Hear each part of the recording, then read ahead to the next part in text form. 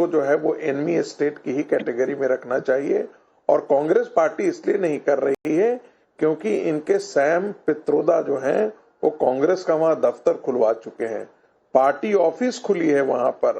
तो कांग्रेस पार्टी को लगता है कि शायद ऐसे रेडिकल ताकतों के साथ हम खड़ा हो जाएंगे तो देश के मुसलमानों का वोट हमको मिल जाएगा। आपको मालूम है क्या कि खिलाफत, प्लीज जरा शर्म आनी चाहिए चैनल पे बैठ के कैसी कैसी बातें करते हैं। कर लो, उसके बाद आप कह लीजिएगा। आप झूठ मत बोलिए, आप सरकार से पूछिए ना, सरकार कर रही है, सरकार ने क्या कदम उठाए हैं? बोलने तो दीजिए, सरकार से पूछना चाहिए सवाल। जहां बोल रहे हैं वहां आपके नेता माइक साइड कर देते हैं, कर रहे हैं, जहां नहीं बोल रहे हैं वहां आप बीच में कूद रहे हैं। रुक जाइए जगदीश, आपको चाहिए एक बार संगीत रागी को बोलने हमें नहीं चाहिए।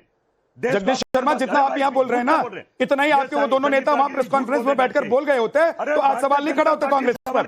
आज देश को लगता पार्टी ने क्या एक्शन लिया, भारतीय जनता पार्टी ने क्या एक्शन लिया? भाई आप क्यों परेशान हो रहे हैं? क्या एक्शन लिया? क्यों परेशान हो रहे हैं? सरकार को बंद करो जगदीश जी, करिए बंद। जगदीश जी, अगर आपके नेता जितना माइक पर आप यहाँ बोल रहे हैं, माइक पर 2 शब्द बोल देते कि हम तुर्की का विरोध करते हैं, देश की जनता के साथ खड़े, देश के साथ करें, देश की सरकार के साथ खड़े, तो आज आपको इतना बोलने की जरूरत नहीं पड़ती। संगीत रागी को कंप्लीट करने दीजिए, उसके बाद आऊंगा आपके पास। जगदीश भाई प्लीज रुक जाइए, जगदीश जी रुक जाइए, पता है सबको एजेंडा कौन चला रहा है, रुकिए प्लीज।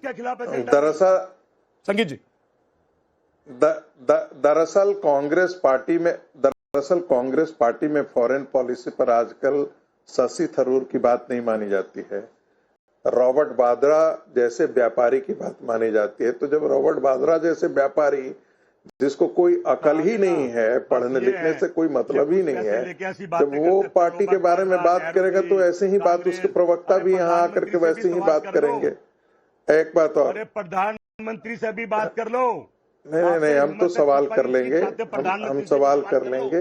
देखिए कांग्रेस पार्टी, प्रधानमंत्री आपकी क्या औकात है सवाल करेंगे आप तो एजेंडे के नहीं, आप सवाल करो प्रधानमंत्री क्यों नहीं तुर्की का विरोध कर रहे हैं, बताइए। सरकार करेगी कि हम विरोध करेंगे? सरकार को बोलिए विरोध करे, हम उनके साथ हैं।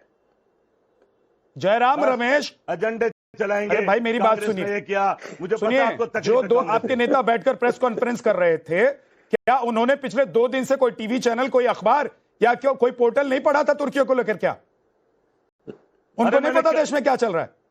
आपके कहने से मैंने कर दिया ना विरोध, उनका भी मेरे कहने से किया ना विरोध करो। अरे कर दिया ना, आपका मन भी तो कुछ करता होगा, आपकी पार्टी के नेताओं का।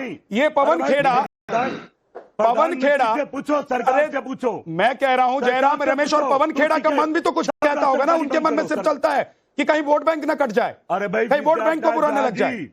अरे झा साहब, मोदी जी से पूछो कब तुर्की का विरोध करेंगे, पूछे मोदी जी से। उन्होंने बता दिया, पूरी दुनिया को कान खोल के सुन लेना चाहिए था आप लोगों को भी, पूरी दुनिया को बता दिया है। क्या बता दिया है? उन्होंने बता दिया है कि हम आतंकवाद के खिलाफ हैं, आतंकवाद को बर्दाश्त नहीं करेंगे, और देश कोई भी हो, जमीन कोई भी हो, अगर वो आतंक के साथ खड़ा है तो हम उसको आतंकी मानेंगे। बहुत क्लियर कह दिया है। आप लोग अगर सोते हैं जब प्रधानमंत्री बोलते हैं तो दिक्कत आपकी है, ये प्रधानमंत्री और देश की दिक्कत नहीं है। हम गोली एक मिनट रुक जाइए, मारेंगे। गजेंद्र भारद्वाज कुछ बोलना चाहते हैं। गजेंद्र जी, फौज तैयार खड़ी थी पीओ के लेने के लिए, पीओ के लेने के लिए।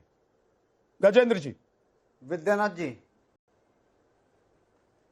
हाँ विद्यानाथ जी, निश्चित तौर पर भारतीय सेना ने जिस तरीके से पाकिस्तान के घर में घुसकर 100 किलोमीटर अंदर जाकर पाकिस्तान को के अंदर जाकर आतंकवादी शिविर नष्ट करे, पाकिस्तान में 100 से ज्यादा आतंकवादी मारे गए, 9 आतंकवादी जो शिविर थे उनको डिस्ट्रॉय करा। इस देश की सेना को हमारा लाख लाख सैल्यूट।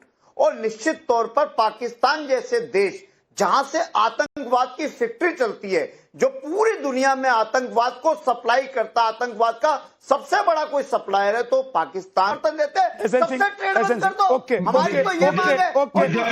जल्दी से उसके बाद विद्यानाथ जी दरअसल कमजोर कांग्रेस से निकली हुई कमजोर आम आदमी पार्टी के प्रवक्ता को बताइए कि ये कमजोर भारत नहीं, सशक्त भारत है, मजबूत भारत है। और विद्यानाथ जी इनको जरूर बताइए आम आदमी पार्टी के नेता को और कांग्रेस को कि मन तो बड़ा करे। देश के प्रधानमंत्री ने खुले मन से कहा था बिहार की रैली में कि जिन्होंने भी आतंकवादी घटनाओं को अंजाम दिया है और उनको जो पराश्रय देते हैं और उनका जो साथ देंगे सबको नेस्तनाबूद कर दिया जाएगा। और हुआ। दूसरी बात आपने कहा चाइना का, आपको नहीं लगता है क्या चाइना की कंपनियां भारत आ रही है, इंडियन पॉलिसी नहीं है क्या?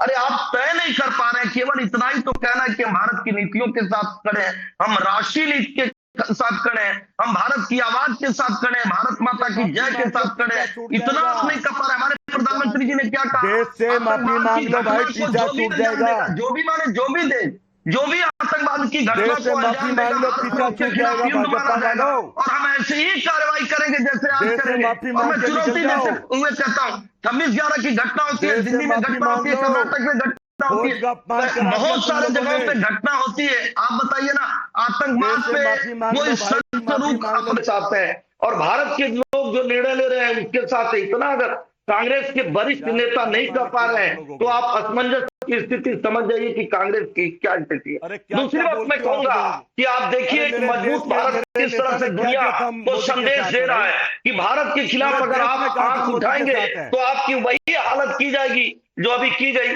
भाई तुर्की की क्या हालत हो गई? तुर्की ने बचाव करने की कोशिश किया, बचाव कर पाया क्या?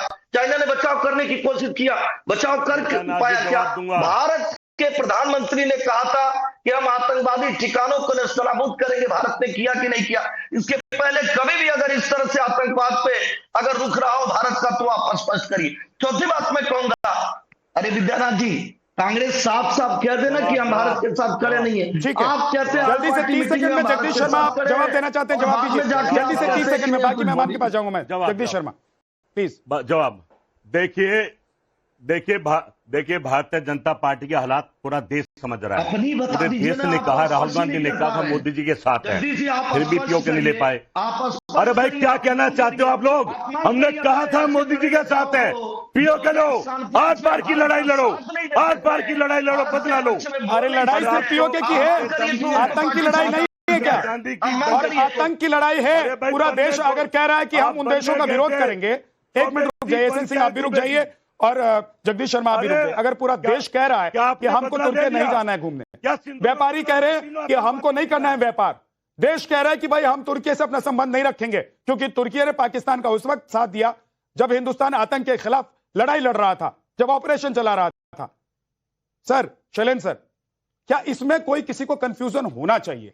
और अगर आपसे अचानक ही कोई राह चलते भी सवाल पूछ लेता है कि क्या तुर्की के साथ आज आप खड़े हैं या नहीं खड़े हैं, तो क्या आप बोलेंगे कि विद्यानाथ झा से पूछ लीजिए या बीजेपी से पूछ लीजिए, या आप अपना जवाब बताएंगे?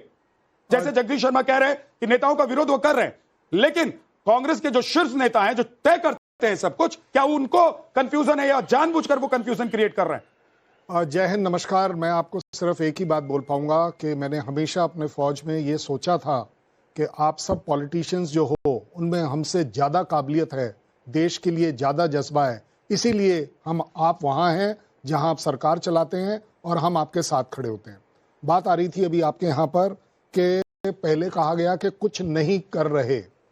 देखिए, कुछ करने के लिए जो समय लगता है वो फौज अपने हिसाब से डिसाइड करती है। अगर हमें 14 दिन लगे तभी आप देख पा रहे हैं कि किस तरीके से वन साइडेड वॉर हमने आपको 4 दिन के अंदर दिखाई है। ये 14 दिन का तैयारी होती है जिसको कि आप देखते हैं कि एक रिजल्ट में बदलती है। उससे भी बड़ी बात यह है कि पीओके क्यों नहीं लिया। पीओके लेने का तरीका, समय और कैंपेनिंग सीजन देखते हुए ये फौज डिसाइड करेगी, डिफेंस फोर्सेस कब क्या करना है। देयर आर टाइम्स, तो वो वाली बात है ना कि सैम मानेकशॉ ने बोला था ना इंदिरा गांधी को कि नहीं, हम अभी नहीं करेंगे, हम मुझे 3 महीने दीजिए, उसके बाद करेंगे। और आप देखते हैं क्या शानदार जीत है। सो इस लड़ाई में मत पड़िए। ज़्यादा बड़ी बात यह है कि अगर पार्लियामेंट में आप लोगों ने सबने मिलकर सरकार का साथ देने की बात करी तो उसके बाद एक नई बात नजर नहीं आनी चाहिए, चाहे वो किसी भी नेता से हो, किसी भी अभिनेता से हो। ज्यादा बड़ी बात यह कि क्या मांग आया है।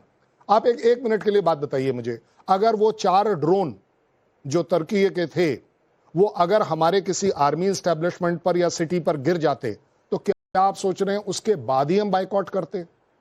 तभी। और एक बात बताइए, कितना बड़ा लॉस है हमारे लिए अगर हम उसको बाइकआउट करते हैं। भाई 3 लाख लोग साल में जाते हैं उनके यहाँ, 3 लाख की इकॉनमी का ही तो लॉस दे रहे हैं हम उन्हें। भाई आप जो ड्रोन्स दे रहे हैं पाकिस्तान को, हम आपको इस काबिल बना रहे हैं कि आपके पास हमारे 3 लाख लोगों का 3 लाख लोग अगर 1-1 लाख रुपया भी खर्च कर रहा है तो आप सोचिए हम उनकी कंट्रीब्यूट क्यों करें। ठीक है सर, मतलब हर व्यक्ति अपने अपने स्तर पर यह तय कर रहा है कि हमको आतंकवाद के विरुद्ध युद्ध कैसे लड़ना है। संगीत रागी जी, क्या मजबूरी है कांग्रेस की कि वो खुलकर नहीं बोल सकती है? उसके बड़े नेता खुलकर नहीं बोल सकते हैं, इसका इंपैक्ट होगा और तुष्टीकरण की राजनीति धरी की धरी रह जाएगी।